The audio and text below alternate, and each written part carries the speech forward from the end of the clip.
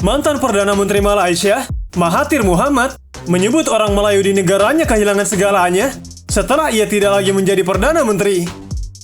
Mahathir mengklaim sudah berusaha memperbaiki keadaan orang Melayu Malaysia ketika menjabat Perdana Menteri pada periode kedua kepemimpinannya. Namun Mahathir menuding pemerintahan Pakatan Harapan yang saat itu memimpin telah digulingkan hingga ia harus kehilangan posisinya sebagai Perdana Menteri. Mantan Perdana Menteri Malaysia berusia 97 tahun itu juga membantah tudingan yang dibuat oleh Perdana Menteri Malaysia saat ini, Anwar Ibrahim. Dalam sebuah kesempatan terpisah, Anwar menyebut seorang mantan pemimpin Malaysia yang menjabat selama 22 tahun memanfaatkan posisinya untuk memperkaya diri sendiri, keluarga, serta anak-anaknya.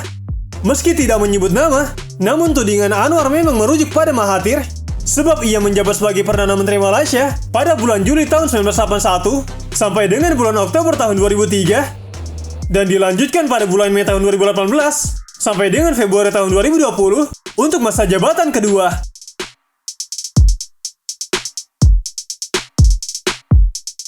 Mahathir juga menuduh pemerintahan Anwar Ibrahim telah menghalangi pertemuan Pro Melayu yang seharusnya ia hadiri. Pertemuan Pro Melayu sedianya digelar pada 19 Maret di Kuala Lumpur dan dihadiri Mahathir sebagai tamu kehormatan. Namun pertemuan itu dibatalkan karena dua tempat acara menarik izin acara tersebut. Mahathir mengatakan isi acara pertemuan Pro Melayu sudah sesuai dengan ketentuan konstitusi negara dan Organisasi Nasional Melayu Bersatu atau UMNO. Menurutnya menghalangi pertemuan ini sama artinya pemerintah menolak konstitusi negara dan juga berdirinya UMNO. Dalam pernyataannya, Mahathir Mohamad mengatakan, orang-orang Melayu menjadi miskin sejak saya lengser untuk pertama kali. Saya mencoba untuk memperbaiki keadaan mereka selama masa jabatan kedua saya sebagai Perdana Menteri. Tapi pemerintahan Pakatan Harapan tumbang dan saya kehilangan jabatan saya.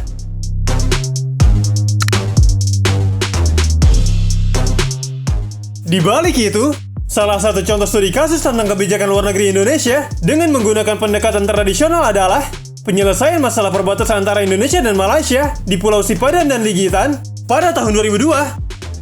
Pada saat itu, kedua negara mengklaim bahwa kedua pulau tersebut merupakan bagian dari wilayah mereka.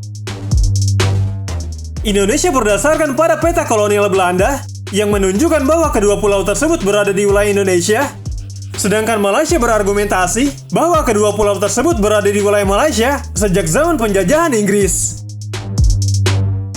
Dalam penyelesaian masalah perbatasan ini, Indonesia menerapkan pendekatan tradisional, yaitu dengan menggunakan asas uti possidetis juris, yang artinya bahwa setiap negara memegang hak atas wilayah yang mereka kuasai pada saat kemerdekaan. Indonesia berargumen bahwa saat Indonesia merdeka dari penjajahan Belanda, kedua pulau tersebut secara otomatis menjadi milik Indonesia karena kedua pulau tersebut masuk ke dalam wilayah penjajahan Belanda.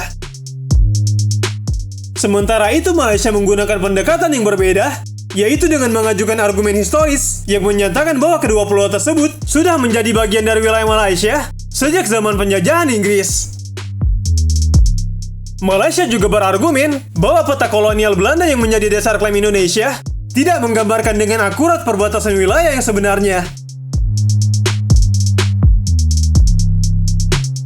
Namun kedua negara pada akhirnya berhasil menyelesaikan masalah ini melalui proses negosiasi dan pengadilan internasional.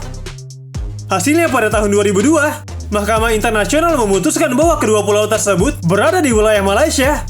Indonesia menerima putusan ini dan memilih untuk menjaga hubungan baik dengan Malaysia. Dalam kasus ini, Indonesia menggunakan pendekatan tradisional yang didasarkan pada asas uti possidetis juris yang sudah diterapkan oleh banyak negara di dunia untuk menyelesaikan masalah perbatasan dengan negara lain. Meskipun Indonesia tidak berhasil memenangkan klaimnya, pendekatan ini tetap dianggap sebagai pendekatan yang sah dan dapat diterima oleh negara-negara di dunia internasional. Selain itu, Indonesia juga menggunakan pendekatan diplomasi dalam menyelesaikan masalah ini. Indonesia mengadakan pertemuan dengan pihak Malaysia dan membuka jalur komunikasi yang intensif. Indonesia juga berupaya untuk mempertahankan hubungan baik dengan Malaysia, meskipun ada perselisihan mengenai klaim wilayah.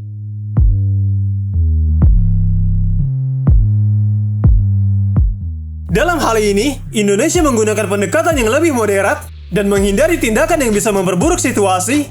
Indonesia menghindari konflik yang bisa berdampak negatif pada hubungan bilateral dengan Malaysia, yang merupakan negara tetangga penting dan memiliki peran strategis dalam keamanan regional. Karena itu kasus ini dianggap sebagai contoh yang baik tentang bagaimana negara dapat menyelesaikan perselisihan wilayah dengan negara tetangga secara damai dan diplomatis.